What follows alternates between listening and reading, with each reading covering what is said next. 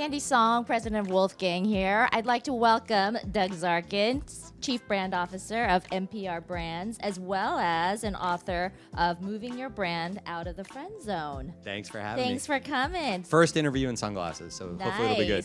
Well, we're at Sport Beach, so it seems True. appropriate, doesn't it? True. Well, welcome. I did want to just jump in. Let's just go. It's an interesting time where we're seeing unique behavior dependent on generations right now. And so would love to get your thinking on, is there a generational shift happening? And is there a generational shift happening on what strength and confidence looks like?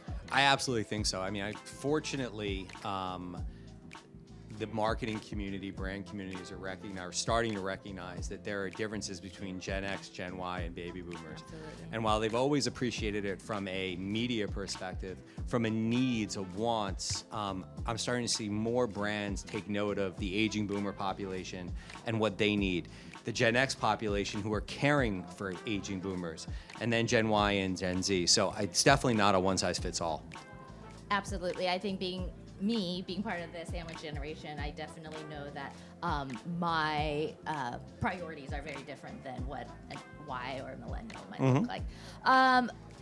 Would like your hot take on how do you balance ambition and well-being and self-care? You know, I think it starts with humility, recognizing that you don't have the answers, recognizing that we're always on a journey of curiosity. The world today is not shy on opinions. Yep. We know that. And I think for us as leaders, marketers, and as people, what we have to do is take all of the inputs and then figure out what output we want. You know, you take a little nugget from certain things, whether it's with foods you eat, the what you drink, what supplements you take, what fitness you go through, and you create your own plan. And again, I think there's a much greater degree of permissibility now than ever before for people to create their own path. There's just more and more data to kind of take in order to figure out what that path is. Yeah, and going back to the generational question, I think self-care is not just a nice to have, but it's a must have. Too many people right now are suffering from anxiety and stress, and you know the way to treat that isn't just always with a cold beer or you know the relief of your choice. It has to be about focusing on you as an individual, you as a person, in order to put your best self in the world. And that's not something they teach you in grad school. No, definitely not. Okay, well, switching gears, I think we'd be remiss if we didn't talk about AI. Yeah. AI seems to be the topic from a couple of years and even today. Can AI help us live healthier, longer lives? And if so, do you have any examples of where that intersection happens between AI and wellness? You know, you mentioned my book, Moving Your Brand Out of the Friend Zone. If I were to ever write a second book, it would be a book that shows emails before I put it into AI and emails after, especially ones that are spicy.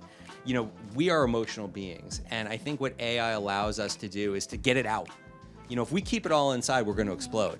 And so AI allows leaders, marketers, people to kind of put their thoughts out into the ecosystem, and AI can really help you refine the way in which you want to express yourself. And I think that's incredibly healthy. It also allows you to keep your job because, you know, we've all been victim of sending an email too fast and wanting to pull it back. I think AI offers amazing benefits for us because it offers us access. The key thing, though, is that much like data, AI shouldn't make decisions for you because AI is only as good as the questions that you ask and the way in which you process that input. Right. So input, output, completely correlating. Yeah, I mean, it's what you put in your body is going to affect how you feel. Yeah. What you put into AI is going to impact what AI puts back out in the world. Love that. Love that. Tell me, the role that brain fitness, I know that's a familiar topic for you, optimizing cognitive performance in play in sports today. Yeah, I mean, I am unfortunately one of those victims of not being able to shut off. For me, getting my brain to just kind of quiet is a journey. And I'm taking steps to get better at that. Technology can help you do that. You know, whether it's putting on a soothing podcast, whether it's guiding you through a meditation. We all have to start taking better care of the engine that is us in order to produce the output that we want to put in the world. And so I do think there's a role not only for AI, but for technology in helping us to be our best selves. But again, it's not a one-size-fits-all solution. Yeah. I think that's a real good lesson for all of us. I think, we think machine learning, and it's just, going to be very black and white, and that's not the case. It's people learning. It's Yeah, human learning. that's Brain right. fitness requires you, like any fitness plan, to make a conscious decision that you want to get better, get healthier. It's an admission grounded in humility, grounded in being vulnerable, that we're not perfect. There is no perfection, there's Yeah. progress. And so as long as you look at brain fitness like you look at anything in your life, it is progress, not perfection. You're going to get better, you're going to feel better, and you're going to do better. Just like any fitness, right? 100%. Yeah. Fitness seems to be the right topic. We are at Sport Beach. Okay, one to just wrap us up here. Trends that indicate the idea of luxury is shifting away, right? So Yep. luxury as we used to know it, traditional luxury, is kind of going away.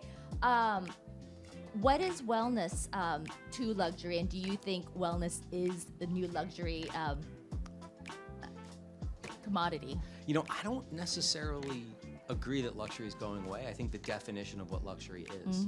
Luxury could be a moment of calm and meditation. Luxury could be, shutting off the computer at 5:30. Luxury could be being more efficient and effective with your day. When it comes to premium goods and services, luxury brands, and I talk about this in the book, really have to focus on delivering a much stronger value equation. Brand value equals the experience you deliver as your numerator divided by the price you charge as your denominator. You can charge whatever the hell you want, provided that your numerator of the experience is amazing. And people are willing to pay for it, provided they see and feel, most importantly, Yeah. the value that these brands are giving you. Yep. And so, do you think that's the unlock for luxury brands, if to move from like to love, as you talk about in your Yeah, book? it is unfortunately not enough just to be friends with your consumer.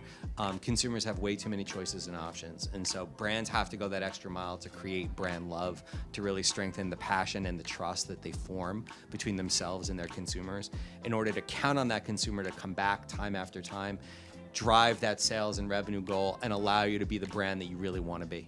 Love it. Well, thank you for your time. Thank you for having me. Really appreciate it. You Let's got go. it. You got it. Thank you, everyone. Thank you, everybody.